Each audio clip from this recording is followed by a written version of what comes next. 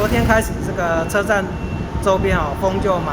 势就蛮大的。那大概今天凌晨3点左右，那我们东侧的这个外墙就突然就崩落，车站的员工那也立刻做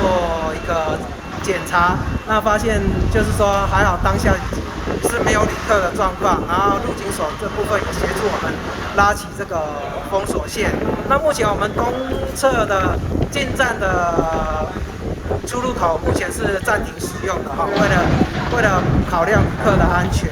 那我们就是用我们原来 A1 的这个出口，1楼的这个出口，那充当东站的临时的进出口。那进站之后，也请旅客上到3楼去刷卡，那造成各位旅客的不便，那也请各位旅客